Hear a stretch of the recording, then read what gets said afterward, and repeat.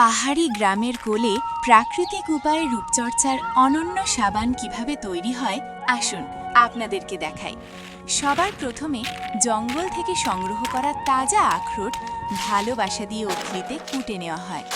ওখলির প্রতিটি আঘাতে শক্ত খোলস ভেঙে বেরিয়ে আসে ভেতরের নরম পুষ্টিকর অংশ।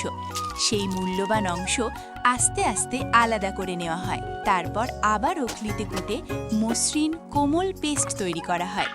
এই পেস্ট অল্প জলের সঙ্গে ধীর আঁচে বসানো হয়। কিছুক্ষণ পর ফুটে উঠতেই উপরে ভেসে ওঠে এক সোনালি স্তর। সেই সোনালি অংশ তামার পাত্রে তুলে আবার যত্ন করে গরম করা হয়।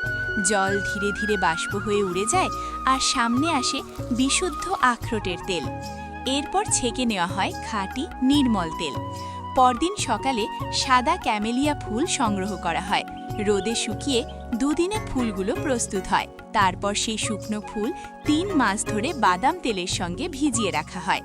দীর্ঘ অপেক্ষার পর ছেঁকে নেওয়া হয় সুগন্ধি ফুলের তেল। এবার সেই তেলের সঙ্গে মেশানো হয় আখরোটের তেল, সঙ্গে যোগ হয় তিলের তেল এবং ক্ষারীয় দ্রবণের মিশ্রণ। ধীরে ধীরে ফেটাতে ফেটাতে মিশ্রণটি ঘন আর মোলায়েম হয়ে ওঠে। কাস্টার্ডের মতো নরম টেক্সচার ধীরে ধীরে তৈরি হয়। এরপর এই মিশ্রণ ছাঁচে ঢেলে দেওয়া হয়। ৩ দিন নিরিবিলি রেখে দেওয়া হয়। ৩ দিন পর ছাঁচ খুলতেই সামনে আসে এক অনন্য সৃষ্টি। আখরোটের পুষ্টি আর ফুলের মৃদু সুবাসে ভরা এক সুগন্ধি সাবান, যা ত্বকে আনে প্রাকৃতিক উজ্জ্বলতা আর ছড়িয়ে দেয় মাটির সোদা কোমল ঘ্রাণ।